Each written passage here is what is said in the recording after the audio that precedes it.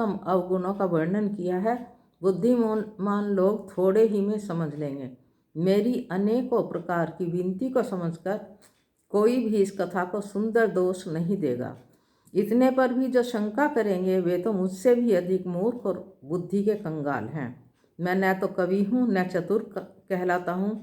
अपनी बुद्धि के अनुसार श्री राम जी के गुण गाता हूँ। कहाँ तो श्री रघुनाथ जी के अपार चरित्र और कहाँ संसार में आसक्त मेरी बुद्धि। जिस हवा से सुमेरु जैसे पहाड़ उड़ जाते हैं, कहिए तो उसके सामने रुई किस गिनती में है। श्री राम जी की असीम प्रभुता को समझकर कथा रचने में मेरा मन बहुत हिचकता है। सरस्वती जी, शेष जी, शिव जी, ब्रह्मा जी, शास्त्र, वेद और पुराण ये सब नेति नेति कहकर पार नहीं पाकर ऐसा नहीं कहते हुए सदा जिनका गुणगान किया करते हैं। यद्यपि प्रभु श्री रामचंद्र जी की प्रभुता को सब ऐसी अकथनीय ही जानते हैं, तथापि कहे बिना कोई नहीं रहा। इसमें वेद ने ऐसा कारण बताया है कि भजन का प्रभाव बहुत तरह से कहा गया है, अर्थात भगवान की महिमा का पूरा वर्णन तो कोई कर नहीं सकता, परंतु जिससे जितना बन पड़े उतना भगवान का गुणगान करना चाहिए, क्योंकि भगवान के गुणगान रूपी भजन का प्रभाव बहुत ही अनोखा है। उसका नाना प्रकार से शास्त्रों में वर्णन है। थोड़ा सा भी भगवान का भजन मनुष्य को सहज ही भव सागर से तार देता है। जो परमेश्वर एक है, जिनके कोई इच्छा नहीं है, जिनका कोई रूप और नाम नहीं है, जो अजन्मा सच्चिदानंद और परम धाम है, जो सब में व्यापक एवं विश्व रूप है, उन्हीं भगवान ने दिव्य शरीर धारण करके नाना प्रकार की लीला की है। वह लीला केवल भक्तों के हित के लिए ही है, क्योंकि भगवान परम कृपालु हैं और शरणागतों के बड़े प्रेमी हैं।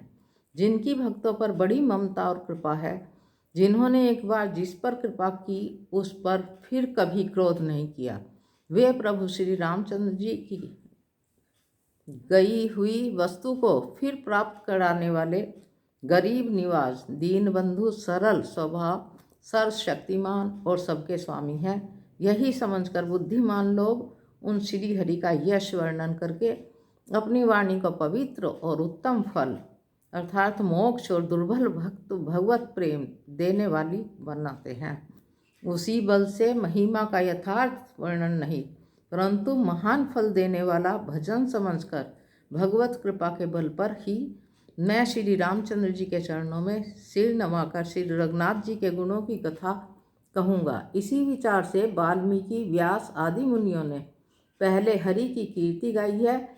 भाई, उसी मार्ग पर चलना मेरे लिए सुगम होगा। जो अत्यंत बड़ी श्रेष्ठ नदियाँ हैं, यदि राजा उन पर पुल बंधा देता है तो अत्यंत छोटी चींटियाँ भी उन पर चढ़कर बिना ही परिश्रम के पार चली जाती हैं। इसी प्रकार मुनियों के वर्णन के सहारे मैं भी श्री राम चरित्र का वर्णन सहज ही कर सकूँगा। इस प्रकार मन को बल दिखाकर मैं श्री रामचंद्र जी की, श्री रघुनाथ जी की सुहावनी कथा की रचना करूँगा। व्यास आदि जो अनेकों श्रेष्ठ कवि हो गए हैं, जिन्होंने बड़े आदर से श्री हरि का सुयश वर्णन किया है, मैं उन सब के चरण कमलों में प्रणाम करता हूँ। वे मेरे सब मनोरथों को पूरा करें। कलियुग के भी उन कवियों को प्रणाम करता हूँ जिन्होंने श्री रघुनाथ जी के गुण समूहों का वर्णन किया है, जो बड़े बुद्धिमान प्राकृत कवि हैं, जिन्होंने भाषा में हरि चरित्रों का वर्णन किया है। जो ऐसे कवि पहले हो चुके हैं, जो इस समय वर्तमान हैं और आगे होंगे, उन सबको मैं सारा कपट त्याग कर प्रणाम करता हूँ। आप सब प्रसन्न होकर यह वरदान दीजिए कि साधु समाज में मेरी कविता का सम्मान हो, क्योंकि बुद्धिमान लोग जिस कविता का आदर नहीं करते, मूर्ख कवि ही उनकी रचना का व्यर्थ परिश्रम करते हैं। कीर्ति, कविता और संपत्ति वही उत्तम है जो गंगा जी की तरह सबका हित करने वाली हो। श्री रामचंद्र जी की कीर्ति तो बड़ी सुंदर है, परंतु मेरी कविता भद्दी है। यह असामंजस्य है, अर्थात इन दोनों का मेल नहीं मिलता, इसी की मुझे चिंता है। परंतु हे कवियों, आपकी कृपा से यह बात भी मेरे लिए सुलभ हो सकती है। रेशम की सिलाई टाट पर भी सुहावनी लगती है। चतुर पुरुष उसी कविता का आदर करते हैं जो सरल हो, जिसमें निर्मल चरित्र का वर्णन हो तथा जिसे सुनकर शत्रु भी स्वाभाविक वैर को भूलकर सराहना करने लगे। ऐसी कविता बिना निर्मल बुद्धि के होती नहीं और मेरी बुद्धि का बल बहुत ही थोड़ा है, इसीलिए बार बार निहोरा करता हूँ कि हे कवियों, आप कृपा करके जिससे मैं श्री हरि यश का वर्णन कर सकूं, कवि और पंडितगण, आप जो रामचरित्र रूपी मानसरोवर के सुंदर हंस हैं, मुझ बालक को विनती समझकर और सुंदर रुचि देखकर मुझ पर कृपा करें। मैं उन वाल्मीकि मुनि के चरण कमलों की वंदना करता हूँ जिन्होंने रामायण की रचना की है, जो खर राक्षस सहित होने पर भी खर कठोर से विपरीत बड़ी कोमल और सुंदर है, तथा जो दूषण सहित होने पर भी दूषण अर्थात दोष से रहित है। मैं चारों वेदों की वंदना करता हूँ जो संसार समुद्र के पार होने के लिए जहाज के समान है, तथा जिन्हें श्री रघुनाथ जी का निर्मल यश वर्णन करते स्वप्न में भी खेद नहीं होता।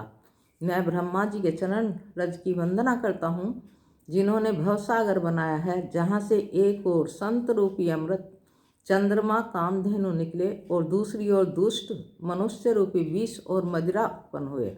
देवता, ब्राह्मण, पंडित, ग्रह, इन सबके चरणों की वंदना करके हाथ जोड़कर कहता हूँ कि आप प्रसन्न होकर मेरे सारे सुंदर मनोरथों को पूरा करें। फिर मैं सरस्वती जी और देव नदी गंगा जी की वंदना करता हूँ। दोनों पवित्र और मनोहर चरित्र वाली हैं। एक पर स्नान करने और जल पीने से पापों को हरती हैं, दूसरी गुण और यश कहने और सुनने से अज्ञान का नाश कर देती हैं। श्री महेश और पार्वती जी को प्रणाम करता हूँ जो मेरे गुरु और माता पिता हैं, जो दीन बंधु और नित्य दान करने वाले हैं, जो सीतापति श्री रामचंद्र जी के सेवक, स्वामी और सखा हैं, तथा मुझ तुलसीदास का सब प्रकार से कपट रहित हित करने वाले हैं। जिन शिव पार्वती ने कलयुग को देखकर जगत के हित के लिए शाबर मंत्र समूह की रचना की, जिन मंत्रों के अक्षर बेमेल हैं, जिनका न कोई ठीक अर्थ है ना जप होता है, तथापि श्री शिव जी के प्रताप से जिनका प्रभाव प्रत्यक्ष है, वे उमापति शिव जी मुझ पर प्रसन्न होकर इस कथा को आनंद और मंगल की मूल उत्पन्न करने वाली बनाएंगे। इस प्रकार पार्वती जी और शिव जी दोनों का स्मरण करके और उनका प्रसाद पाकर मैं चाव भरे चित्त से श्री राम चरित्र का वर्णन करता हूँ। मेरी कविता श्री शिव जी की कृपा से ऐसी सुशोभित होगी जैसी तारागणों के सहित चंद्रमा के साथ रात्रि शोभित होती है। जो इस कथा को प्रेम सहित एवं सावधानी के साथ समझ बूझकर सुनेंगे, कहेंगे, वे कलयुग के पापों से रहित और सुंदर कल्याण के भागी होकर श्री राम जी के चरणों के प्रेमी बन जाएंगे।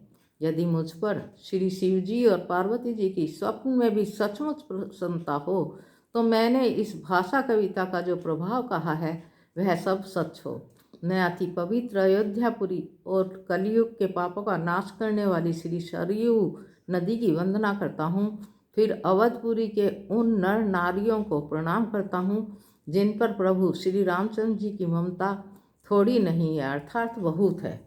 उन्होंने अपनी पुरी में रहने वाले सीता जी की निंदा करने वाले धोबी और उसके समर्थक पूर्ण नारियों के पाप समूहों को नाश कर उनको शोक रहित बनाकर अपने लोक में बसा दिया। मैं कौशल्या रूपी पूर्व दिशा की वंदना करता हूँ जिसकी कीर्ति समस्त संसार में फैल रही है। जहाँ कौशल्या रूपी पूर्व दिशा से विश्व को सुख देने वाले और दुष्ट रूपी कमलों के लिए पाले के समान श्री रामचंद्र जी रूपी सुंदर चंद्रमा प्रकट हुए। सब रानियों सहित राजा दशरथ जी को पुण्य और सुंदर कल्याण की मूर्ति मानकर मैं मन, वचन और कर्म से प्रणाम करता हूँ। अपने पुत्र का सेवक जानकर वे मुझ पर कृपा करें, जिनको रचकर ब्रह्मा जी ने भी बड़ाई पाई तथा राम जी के माता पिता होने के कारण उनकी महिमा की सीमा है।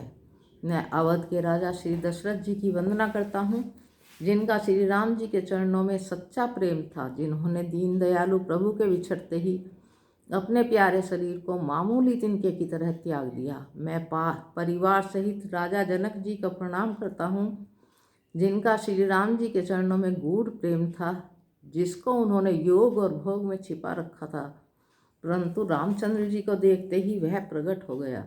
भाइयों में सबसे पहले मैं श्री भरत जी के चरणों को प्रणाम करता हूँ, जिनका नियम और व्रत वर्णन नहीं किया जा सकता तथा जिनका मन श्री राम जी के चरण कमलों में भोरे की तरह लुभाया हुआ है, कभी उनका पास नहीं छोड़ता। मैं श्री लक्ष्मण जी के चरण कमलों को प्रणाम करता हूँ, जो शीतल सुंदर भक्तों को सुख देने वाले हैं। श्री रघुनाथ जी की कीर्ति रूपी विमल पताका में जिनका यश दंड के समान फैला हुआ है, जो 1000 सिर वाले और जगत के कारण 1000 सिरों पर जगत को धारण करने वाले शेष जी हैं, जिन्होंने पृथ्वी का भय दूर करने के लिए अवतार लिया। वे गुणों की खान कृपा सिंधु सुमित्रा नंदन श्री लक्ष्मण जी मुझ पर सदा प्रसन्न रहें।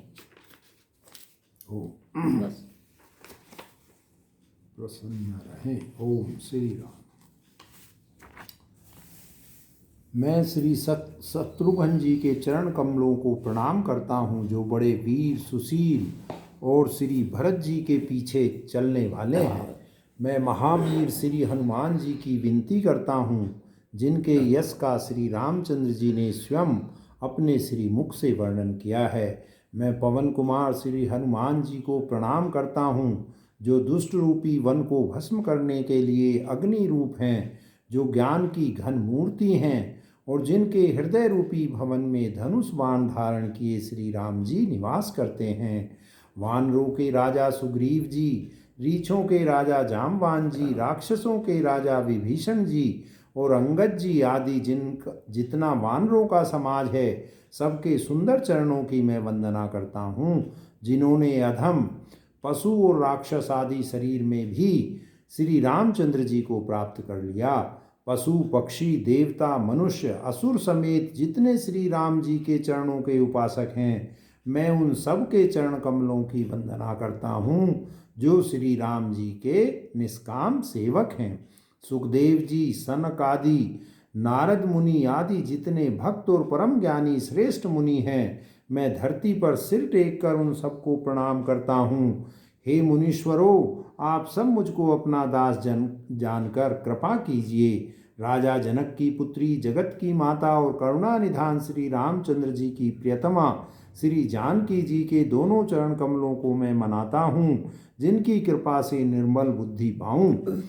फिर मैं मन वचन और कर्म से कमल नयन धनुष बाणधारी भक्तों की विपत्ति का नाश करने और उन्हें सुख देने वाले भगवान श्री रघुनाथ जी के सर्व समर्थ चरण कमलों की वंदना करता हूँ, जो वाणी और उसके अर्थ तथा जल और जल की लहर के समान कहने में अलग अलग हैं, परंतु वास्तव में अभिन्न हैं। उन श्री सीताराम जी के चरणों में मैं वंदना करता हूँ, जिन्हें दीन दुखी बहुत ही प्रिय हैं।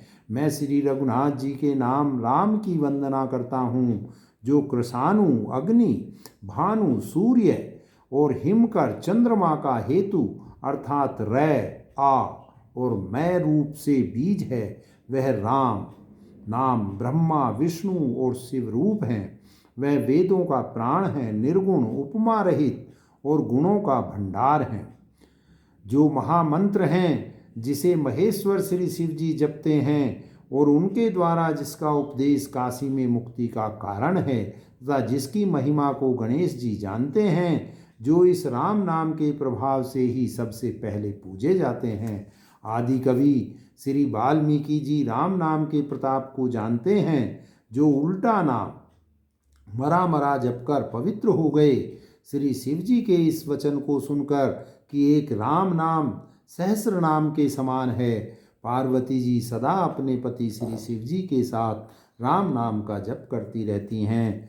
नाम के प्रति पार्वती जी के हृदय की ऐसी प्रीति देखकर श्री शिव जी हर्षित हो गए और उन्होंने स्त्रियों में भूषण रूप पतिव्रताओं में शिरोमणि पार्वती जी को अपना भूषण बना लिया, अर्थात उन्हें अपने अंग में धारण करके अर्धांगिनी बना लिया। नाम के प्रभाव को श्री शिव जी भली भांति जानते हैं, जिस प्रभाव के कारण कालकूट जहर ने उनको अमृत का फल दिया। ओम श्री रघुनाथ जी की भक्ति वर्षा ऋतु है और तुलसीदास जी कहते हैं कि उत्तम सेवकगण धान हैं और राम नाम के 2 सुंदर अक्षर सावन भादों के महीने हैं। दोनों अक्षर मधुर और मनोहर हैं, जो वर्णमाला रूपी शरीर के नेत्र हैं, भक्तों के जीवन हैं तथा स्मरण करने में सबके लिए सुलभ और सुख देने वाले हैं, और जो इस लोक में लाभ और परलोक निर्वाह करते हैं, अर्थात भगवान के दिव्य धाम में दिव्य देह से सदा भगवत सेवा में नियुक्त रहते हैं। वे कहने, सुनने और स्मरण करने में बहुत ही अच्छे, सुंदर और मधुर हैं। तुलसीदास को तो श्री राम लक्ष्मण के समान प्यारे हैं। इनका रै और मैं का अलग अलग वर्णन करने में प्रीति बिलगाती है, अर्थात बीज मंत्र की दृष्टि से इनके उच्चारण, अर्थ और फल में भिन्नता दिख पड़ती है, परंतु हैं ये जीव और ब्रह्म के समान स्वभाव से ही साथ रहने वाले, सदा एक रूप और एक रस हैं। ये दोनों अक्षर नर नारायण के समान सुंदर भाई हैं। ये जगत का पालन और विशेष रूप से भक्तों की रक्षा करने वाले हैं। ये भक्त रूपणी सुंदर स्त्री के कानों के सुंदर आभूषण कर्ण फूल हैं और जगत के हित के लिए निर्मल चंद्रमा और सूर्य हैं। ये सुंदर गति मोक्ष रूपी अमृत के स्वाद और तृप्ति के समान हैं। कच्छप और शेष जी के समान पृथ्वी के धारण करने वाले हैं।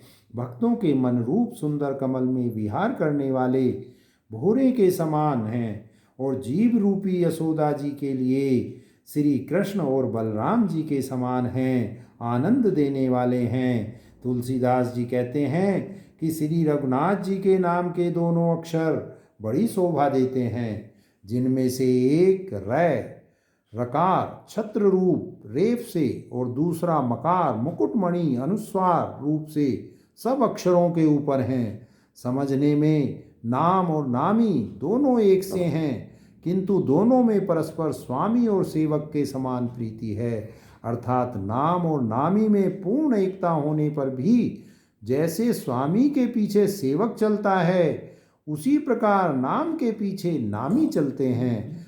प्रभु श्री राम जी अपने राम नाम का ही अनुगमन करते हैं, नाम लेते ही वहाँ आ जाते हैं। नाम और रूप दोनों ईश्वर की उपाधि हैं। ये भगवान के नाम और रूप हैं, दोनों अनिर्वचनीय हैं, अनादि हैं और सुंदर हैं। शुद्ध भक्ति युक्त बुद्धि से ही इनका दिव्य अविनाशी ब्रह्म स्वरूप जानने में आता है। इन नाम और रूप में कौन बड़ा है कौन छोटा, यह कहना तो अपराध है। इनके गुणों का तारतम्य कमी बेसी सुनकर साधु पुरुष स्वयं ही समझ लेंगे। रूप नाम के अधीन देखे जाते हैं, नाम के बिना रूप का ज्ञान नहीं हो सकता। कोई सा विशेष रूप बिना उसका नाम जाने हथेली पर रखा हुआ भी पहचाना नहीं जा सकता, और रूप के बिना देखे भी नाम का स्मरण किया जाए तो विशेष प्रेम के साथ वह रूप हृदय में आ जाता है। नाम और रूप की गति की कहानी, विशेषता की कथा अकथनीय है। वह समझने में सुखदायक है, परंतु उसका वर्णन नहीं किया जा सकता। निर्गुण और सगुणों के बीच में नाम सुंदर साक्षी है और दोनों का यथार्थ ज्ञान कराने वाला चतुर दुभाषिया है। तुलसीदास जी कहते हैं, यदि तू भीतर और बाहर दोनों ओर उजाला चाहता है तो मुख रूपी द्वार की जीभ रूपी देहली पर राम नाम रूपी मणि दीपक को रख, तभी तू समझ पाएगा।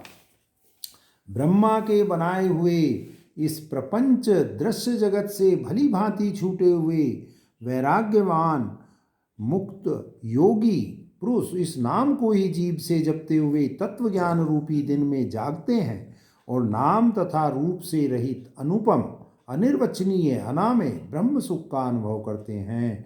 जो परमात्मा के गूढ़ रहस्य को, यथार्थ महिमा को जानना चाहते हैं, वे जिज्ञासु भी नाम को जीभ से जपकर उसे जान लेते हैं। लौकिक सिद्धियों के चाहने वाले अर्थार्थी साधक लोग लो लगाकर नाम का जप करते हैं और अणिमादि 8 सिद्धियों को पाकर सिद्ध हो जाते हैं।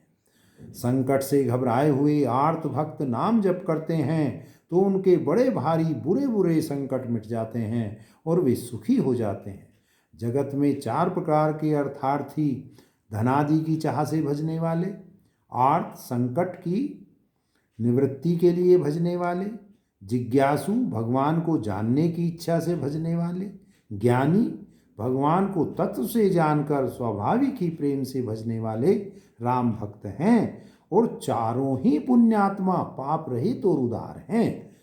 चारों ही चतुर भक्तों को नाम का ही आधार है। इनमें ज्ञानी भक्त प्रभु को विशेष रूप से प्रिय है। यूँ तो चारों युगों में और चारों ही वेदों में नाम का प्रभाव है, परंतु कलयुग में विशेष रूप से है। इसमें तो नाम को छोड़कर दूसरा कोई उपाय ही नहीं है। जो सब प्रकार की भोग और मोक्ष की भी कामनाओं से रहित और श्री राम भक्ति के रस में लीन हैं, उन्होंने भी नाम के सुंदर प्रेम रूपी अमृत के सरोवर में अपने मन को मछली बना रखा है। अर्थात वे नाम रूपी सुधा का निरंतर आस्वादन करते रहते हैं, क्षण भर भी उससे अलग होना नहीं चाहते। निर्गुण और सगुण ब्रह्म के दो स्वरूप हैं। ये दोनों ही अकथनीय, अथाह, अनादि और अनुपम है। मेरी सम्मति में नाम इन दोनों से बड़ा है। निर्गुण और सगुण दोनों से बड़ा है। जिसने अपने बल से दोनों को अपने वश में कर रखा है। सज्जनगण इस बात को मुझ दास की ढिठाई या केवल काव्योक्ति न समझें। मैं अपने मन के विश्वास, प्रेम और रुचि की बात कहता हूँ। निर्गुण और सगुण दोनों प्रकार के ब्रह्म का ज्ञान अग्नि के समान है। निर्गुण उस अप्रकट अग्नि के समान है जो काठ के अंदर है परंतु दिखती नहीं, और सगुण उस प्रकट अग्नि के समान है जो प्रत्यक्ष दिखती है। तत्वतः दोनों एक ही हैं, केवल प्रकट अप्रकट के भेद से भिन्न मालूम होती है। इसी प्रकार निर्गुण और सगुण तत्वतः एक ही हैं। इतना होने पर भी दोनों ही जानने में बड़े कठिन हैं, परंतु नाम से दोनों सुगम हो जाते हैं। इसी से मैंने नाम को निर्गुण ब्रह्म से और सगुण राम से बड़ा कहा है। ब्रह्म व्यापक है, एक है, अविनाशी है, सत्ता, चैतन्य और आनंद की राशि है। ऐसे विकार रहित प्रभु के हृदय में रहते हुए भी जगत के सब जीव दीन और दुखी हैं। नाम का निरूपण करके नाम के यथार्थ स्वरूप, महिमा, रहस्य और प्रभाव को जानकर नाम का जतन करने से, श्रद्धापूर्वक नाम जप रूपी साधन करने से वही ब्रह्म ऐसे प्रकट हो जाता है जैसे रत्न के जानने से उसका मूल्य जान लेता है। इस प्रकार निर्गुण से नाम का प्रभाव अत्यंत बड़ा है। अब अपने विचार के अनुसार कहता हूँ कि नाम सगुण राम से भी बड़ा है। श्री रामचंद्र जी ने भक्तों के हित के लिए मनुष्य शरीर धारण करके स्वयं कष्ट सहकर साधुओं को सुखी किया, परंतु भक्तगण प्रेम के साथ नाम का जप करते हुए सहज ही में आनंद और कल्याण के घर हो जाते हैं। श्री राम जी ने एक तपस्वी की स्त्री अहिल्या को ही तारा, परंतु नाम ने करोड़ों दुष्टों की बिगड़ी बुद्धि को सुधार दिया। श्री राम जी ने ऋषि विश्वामित्र के हित के लिए एक सुकेतु यक्ष की कन्या ताड़का की सेना और पुत्र सुबाहु सहित समाप्ति की, परंतु नाम अपने भक्तों के दोष, दुख और दुराशाओं का इस तरह नाश कर देता है जैसे सूर्य रात्रि का। श्री राम जी ने तो स्वयं शिव जी के धनुष को तोड़ा, परंतु नाम का प्रताप ही संसार के सब भयों का नाश करने वाला है। प्रभु श्री राम जी ने भयानक दंडक वन को सुहावना बनाया, परंतु नाम ने असंख्य मनुष्यों के मनों को पवित्र कर दिया। श्री रघुनाथ जी ने राक्षसों के समूह को मारा, परंतु नाम तो कलयुग के सारे पापों की जड़ उखाड़ने वाला है। श्री रघुनाथ जी ने तो सबरी, जटायु आदि उत्तम सेवकों को ही मुक्ति दी, परंतु नाम ने अगणित दुष्टों का उद्धार किया। नाम के गुणों की कथा वेदों में प्रसिद्ध है। श्री राम जी ने सुग्रीव और विभीषण दो को ही अपनी शरण में रखा, यह सबको ही जानते हैं, परंतु नाम ने अनेक गरीबों पर कृपा की है। नाम का यह सुंदर विरध लोक और वेद में विशेष रूप से प्रकाशित है। श्री राम जी ने तो भालू और बंदरों की सेना बटोरी और समुद्र पर पुल बांधने के लिए थोड़ा परिश्रम नहीं किया, परंतु नाम लेते ही संसार समुद्र सूख जाता है। सज्जनगण, मन में विचार कीजिए कि दोनों में कौन बड़ा है। श्री रामचंद्र जी ने कुटुंब सहित रावण को युद्ध में मारा, तब सीता सहित उन्होंने अपने नगर अयोध्या में प्रवेश किया। राम राजा हुए, अवध उनकी राजधानी हुई। देवता और मुनि सुंदर वाणी से जिनके गुण गाते हैं, परंतु सेवक भक्त प्रेम पूर्वक नाम के स्मरण मात्र से बिना परिश्रम मोह की प्रबल सेना को जीतकर प्रेम में मग्न हुए अपने ही सुख में विचरते हैं। नाम के प्रसाद से उन्हें सपने में भी कोई चिंता नहीं सताती। इस प्रकार नाम निर्गुण ब्रह्म और सगुण राम दोनों से बड़ा है। यह वरदान देने वालों को भी वर देने वाला है। श्री शिवजी ने अपने हृदय में यह जानकर ही 100 करोड़ राम चरित्रों में से इस राम नाम को सार रूप से चुनकर ग्रहण किया है। ओम जय श्री शंकर, जय पार्वती, जय ओम। श्री गुरु चरण सरोज रज, निज मन मुकुर सुधार। वरणौ रघुवर विमल जस, जो दायक फल चार। बुद्धिहीन तनु जानिके, सुमरौ पवन कुमार। बल बुद्धि विद्या देवो मोहि हरौ, कलेश विकार सियावर राम। जय जय राम। जय हनुमान ज्ञान गुण सागर, जय कपीस तिहुँ लोक उजागर। राम दूत अतुलित बल धामा, अंजनी पुत्र पवन सुत नामा। महावीर विक्रम बजरंगी, कुमति निवार सुमति के संगी। कंचन वरण विराज सुवेशा, कानन कुंडल कुंचित केशा। हाथ वज्र और ध्वजा विराजे, दे मोंज जनेऊ साजे। शंकर सुवन केसरी नंदन, तेज प्रताप महाजगवंदन। विद्यावान गुणी अति चातुर, राम काज करिबे को आतुर। प्रभु चरित्र सुनबे को रसिया, राम लखन सीता मन बसिया। सूक्ष्म रूप धरि सियहि दिखावा, विकट रूप धरि लंक जरा। भीम रूप धरि असुर संहारे, रामचंद्र जी के काज संवारे। लाए संजीवन लखन जियाए, श्री रघुवीर हरष उर लाए। रघुपति कीन्ही बहुत बड़ाई, तुम मम प्रिय भरत संभाई। सहस बदन तुम रोजस गावें, अस कहि श्रीपति कंठ लगा। नकादिक ब्रह्मादि मुनीषा, नारद सारद सहित अहिसा। जम कुबेर दिगपाल जहाते, कवि कोविद कहि सके कहाँ। उपकार सुग्रीव कीना, राम मिलाए राजपद दीना। तुमरो मंत्र विभीषण माना, लंकेश्वर भय सब जग जाना। सहस जो जन पर भानु, लीलो ताई मधुर फल जानू। प्रभु मुद्रिका मेली मुख माही, जलधि लांघि गए अचरज नाहि। दुर्गम काज जगत के जेते, सुगम अनुग्रह तुम रे ते। राम दुआरे तुम रखवारे, होत न आज्ञा